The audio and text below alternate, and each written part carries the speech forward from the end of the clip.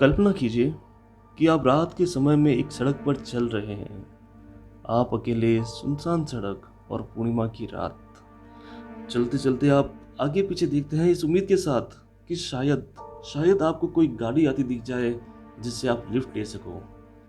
लेकिन एक गाड़ी तो छोड़िए जनाब, आपको एक परिंदा भी नजर नहीं आ रहा। बस नजर आ रहा है तो आपके दाएं बाएं दूर दूर तक फैला हुआ रेगिस्तान और रेत की टीलों पर पड़ती हुई पूर्णिमा के चांद की चांदनी। तभी थोड़ा आगे बढ़ते हुए आपको बहुत से घर दिखाई देते हैं, लेकिन घरों में लाइट्स नहीं है।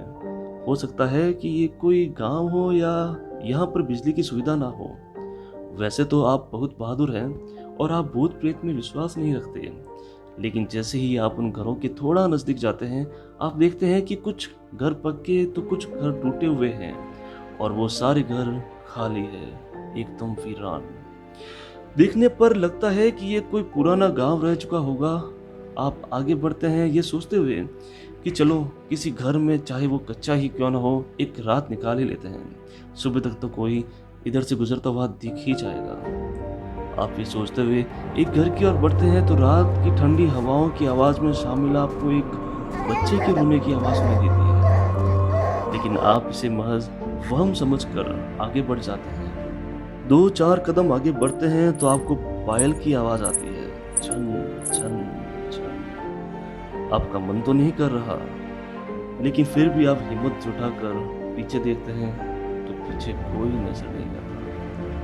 तभी आप थोड़ी और हिम्मत जुटाकर थोड़ा और आगे बढ़ते हैं तो आपको नजर आता है एक बोर्ड जिस पर लिखा होता है कि गांव पिछले कई सालों से खाली है और यहाँ शाम की 5 बजे के बाद आना वर्जित है। तो दोस्तों, आप सोच रहे होंगे कि मैं ये मनगढ़ंत बात आपको क्यों बता रहा हूँ, लेकिन आपको बता दूं कि ये कोई मन से बनाई हुई काल्पनिक जगह नहीं है। ऐसी जगह वाकई में राजस्थान में जैसलमेर के पास मौजूद है। राजस्थान के जैसलमेर के पास एक गांव है जिसे कुलधरा गांव कहा जाता है। यह गांव पिछले बहुत सालों से शापित हो रखा है। पर दोस्तों, सवाल यह है कि ऐसा क्या हुआ कि एक ही रात में लगभग 600 घरों के लोग अचानक से गायब हो गए, और कहाँ गए ये किसी को नहीं पता। यहाँ कुलधरा में छोटे छोटे 84 गांव थे, लेकिन ऐसा क्या हुआ कि कुलधरा आखिरकार बंजर और वीरान हो चुका है। आखिर ऐसी कौन सी बात है जिसकी वजह से इस गांव में कोई नहीं रहता। और आज इसी कड़ी में आज हम कुलधरा गांव के रहस्य को थोड़ा सा जानने की कोशिश करेंगे। दोस्तों, आप कभी वहाँ जाएंगे तो आपको वहाँ जर्जर अवस्था में पड़े खंडहर आज भी उस घटना की गवाही देते नजर आएंगे जिसने अचानक से इस सुंदर से गांव को एक वीराने में तब्दील कर दिया। ये कुलधरा गांव आज जिस हालत में है वैसा पहले कभी नहीं था। कहा जाता है कि यह गांव पिछले बहुत सालों से शापित है। पहले पूरा गांव खाली और वीरान पड़ा हुआ एक समय में यह बहुत ही सुंदर और सारी सुख सुविधाओं से लैस हुआ करता था। आपको बता दें कि भारत में जो सबसे डरावनी जगह है उन जगहों में कुलधरा गांव भी शामिल है। रहने वाले आसपास के लोगों का कहना है कि यहाँ पर भूत रहता है, क्योंकि रात में कभी वहाँ औरतों के चूड़ियों की खनकने की आवाज़ आती है तो कभी किसी बच्चे के रोने की। दोस्तों, आप जानकर हैरान रह जाएंगे कि वहाँ घूमने गए कुछ टूरिस्ट ने बताया कि जब वह अपनी कार से घूमने गए और वापस लौटे तो उनके कार के शीशे पर बच्चों के पंजों के निशान मिले।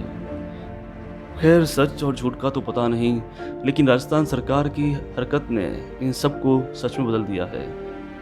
राजस्थान सरकार ने उस गांव के चारों तरफ 2 किलोमीटर की दूरी पर एक बाउंड्री बनाने के साथ एक बड़ा गेट भी बनवा दिया है। आम आदमी तो छोड़िए, शाम 5 बजे के बाद वहाँ कोई गार्ड भी दिखाई नहीं देता। इतिहासकारों की बात करें तो वह भूत प्रेत का तो नहीं, पर इस बात को जरूर मानते हैं कि एक रात में ही पूरा गांव खाली हो गया था। आपको बता दें कि राजस्थान का सबसे मशहूर शहर, जिसे गोल्डन शहर कहते हैं, इसी शहर का नाम जैसलमेर भी है, जिसका नाम खूबसूरत शहरों की श्रेणी में आता है। यहाँ पर आपको दुकान, मकान, होटल, किले सब पीले नजर आएंगे। सूरज की पहली किरण जब इस शहर पर पड़ती है तो मानो सोना चमकने लगता है। दोस्तों, जैसलमेर से ज़्यादा नहीं, सिर्फ 18 किलोमीटर की दूरी पर कुलधरा मौजूद है। इतिहासकारों के हिसाब से जैसलमेर से करीब 18 किलोमीटर दूर पालीवाल ब्राह्मणों ने उस गांव को बसाया था। यहाँ पर लगभग 600 घर एक साथ मिलजुल कर रहते थे। आपको बता दूं कि इस जाति के लोग बहुत ही पढ़े लिखे थे और दिमाग तेज होने के कारण ये उस वक्त में भी अच्छी तकनीक का यूज़ करके घर बनाते थे, जो आज भी मौजूद है। दोस्तों, इनके घरों में चिलचिलाती गर्मी में भी ठंडी हवाएं आती है। इन लोगों ने एक खास टेक्निक के बारे में खोज की थी, जिससे बारिश का पानी भी गहराई में जाकर जमा होता था, और यही वजह थी कि यह लोग थार जैसे रेगिस्तान में भी फसल उगाने में कामयाब रहे थे। यह घर आज भी टूटी फूटी अवस्था में मौजूद है। वहाँ के लोगों ने तालाब भी बनाए थे, लेकिन सवाल बस यही पैदा होता है कि आखिर ऐसा क्या हुआ कि इतना विकसित गांव सुनसान पड़ गया। तो दोस्तों, आपको बता दें कि ये सब हुआ सलीम सिंह की वजह से। अब आप यही सोच रहे होंगे कि यार ये सलीम सिंह है कौन और इसने आखिर ऐसा किया क्या। तो दोस्तों, आपको बता दूं कि सलीम सिंह जैसलमेर में दीवान था और कुलधरा उसी के हिस्से में आता था। सलीम सिंह बहुत क्रूर था और उसके क्रूर होने के पीछे भी एक कहानी छिपी हुई है कि जब वह 11 साल का था तो उसके पिता को गला काट कर मार दिया गया था, वह भी राजद्रोह के आरोप में। उसके पिता भी जैसलमेर किले में दीवान थे और इसी बात से सलीम सिंह निर्दयी और क्रूर बन गया। तो दोस्तों, आपको बता दें कि सलीम सिंह औरतों में भी बहुत ज़्यादा बदनाम था और जाहिर सी बात है कि इसी वजह से औरतें उसके किले की तरफ जाना भी नहीं चाहती थी। एक बार की बात है दोस्तों, सलीम सिंह कुलधरा के दौर के लिए निकला और उसकी नज़र वहाँ के पंडित की बेटी पर पड़ गई, जो बेहद खूबसूरत थी। फिर क्या था, उसको देखकर सलीम सिंह की नीयत खराब हो गई और उस लड़की को पाने के चक्कर में सलीम सिंह ने गांव वालों पर अलग अलग तरह के लगान लगा दिए, जिससे ये पालीवाल ब्राह्मण उनके सामने झुक जाए। लेकिन ऐसा हुआ नहीं, क्योंकि ये ब्राह्मण बहुत अमीर थे, इसलिए सलीम सिंह की उम्मीद पर पानी फिर गया। इसके बाद सलीम सिंह इतना नीचे गिर गया कि उसने कई बार पंडित की बेटी को उठाने की कोशिश की, लेकिन वो उसमें भी कामयाब नहीं हो सका। बार बार असफल होने के कारण सलीम सिंह के सर पर उस लड़की को पाने का जुनून सवार हो गया और उसने कुलधरा के ब्राह्मणों को चेतावनी दे दी कि अगर पूर्णमासी की रात से पहले लड़की को उसको नहीं सौंपा गया तो पूर्णमासी के अगले दिन वो सैनिकों के साथ कुलधरा पर हमला कर देगा। गांव वालों में एकता बहुत थी और पूरा गांव इस बात से चिंतित था कि आखिर ऐसा क्या किया जाए जिससे समीर सिंह से छुटकारा मिल जाए। जैसे ही पूर्णमासी की रात पास आने लगी तो गांव में पंचायत लगी और सारे लोग एकत्रित हुए। कुछ लोगों ने कहा कि सलीम सिंह से युद्ध करेंगे, लेकिन वो लोग सलीम सिंह की फौज से कम थे। और कुछ लोगों ने सलाह दी कि पंडित अपने परिवार सहित गांव छोड़कर चला जाए, लेकिन इसमें भी सलीम सिंह के द्वारा गांव पर गुस्सा निकलना वाजिब था। इसलिए सबकी सहमति से एक ही फैसला लिया गया कि सारे गांव वाले चुपचाप एक साथ गांव खाली कर देंगे। जहां आज के दौर में एक पड़ोसी भी एक दूसरे की हेल्प नहीं करता, वही गांव के 600 घरों के लोग एक लड़की की इज्जत बचाने साथ आ गए।